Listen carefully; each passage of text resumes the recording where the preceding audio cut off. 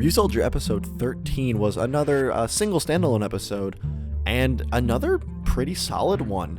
We had some deeper, darker stuff again, but we also had some well-placed comedy and lighter moments, and I found this one really enjoyable again. Obviously, the main narrative we have here is the Prime Minister, secret member of the Ryusoul tribe, who wants to die.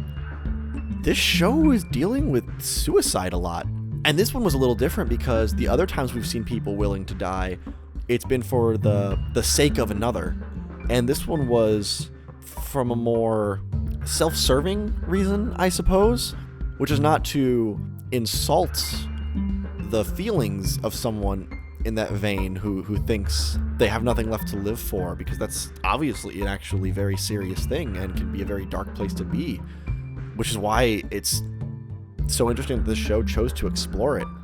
It was another very character-focused episode. I thought Bamba and Toa did some real heavy lifting, which was great. Bamba especially.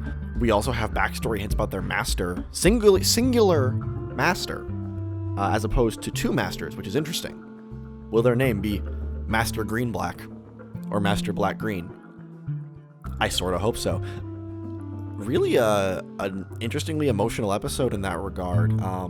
We had Gaisorg approaching the Prime Minister as well, which was very interesting, and seeing him so quickly again. There's such an air of mystery to him, but once again, he's showing personality and a singular persona. The Prime Minister comments on him and what he may have been in the past, very vaguely, but that's very interesting to think about. And they're building up a lot already. Weisel and Creon aren't as big of a deal this time. The Minosaur was born naturally, which is interesting. I'm saying interesting a lot. That does kind of lend to, once again, a Minosaur that isn't really the driving point of the plot. It's more what's surrounding it. The Truth Beam was an interesting gimmick, and I did enjoy when they used it for Toa and Bamba to have a little bit of conflict, though not excessive, and I appreciate it. Being played for laughs after that was surprisingly entertaining. That's the kind of plot device you could use to further a lot of squabbling amongst the team, and I'm kind of glad they didn't, and it's not because I think that'd be bad, but I think it's interesting to take that monster with potential, not really use it to its full potential, and still feel satisfying. Like, I don't feel disappointed that we didn't get a whole episode where everyone spoke their truth and made everyone mad at each other. Also, the wanna die was, wow.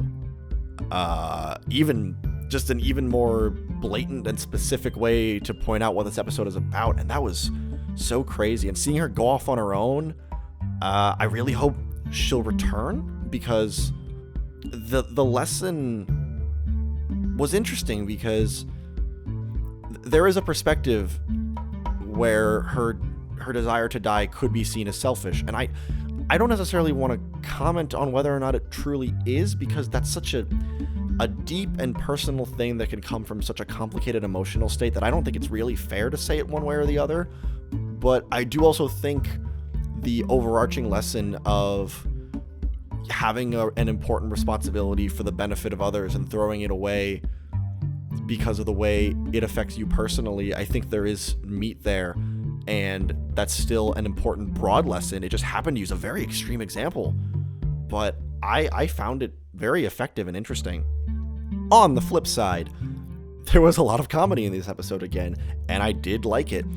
Teramigo and Dime Volcano, again, very funny, very good characters for these mecha.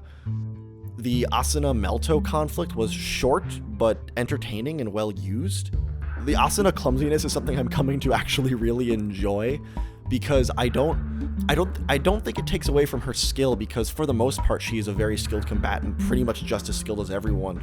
And the big moments being these flubs doesn't feel like they're taking away from her as much. It's kind of, it's a quirky thing, and I will enjoy getting to see her deliberately have bigger moments, but I still think it's entertaining, and I still think as a character she feels about as well-rounded as everyone else so far. But I do think this show is it's just getting very deep very quickly, and I really appreciate that. And it's moving, and I think there's a testament to the fact that this is episode 13, and despite there still being a monster of the week, they've done several episodes where it's not about the monster of the week, and they've been very effective episodes. I think there are a lot of Sentai shows and maybe Toku shows in general that would rely very heavily on just the monster conflict.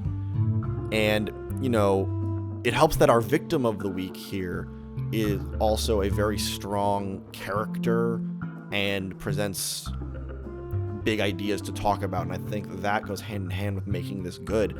And to be able to get around a monster with an interesting ability and not have to use it. It's not just that they didn't use it. They didn't really have to, and still make a good episode is super impressive to me, actually. And this show, I like this show. I've liked this show pretty much the entire time, but it is winning me over into being like, this is a really good one. Like, I'm really enjoying it. I'm at a point where, like, I am officially going from let's see what happens to, like, man, I'm really excited for whatever's next. And next is Gold, and I really hope he is a good character. The finding love shtick is gonna be hit or miss. Not even from a general, like, you know, Toku romance can kind of go one way or the other, but just as a character trait, that can be annoying. I think they just have to, I mean, I guess write it well, which is a really basic way to talk about it, but that's the only way I can think to really say anything. You know, I do think he looks very interesting just aesthetically. The design, the weaponry, the mecha are all super cool, and I hope he is a good addition to the cast.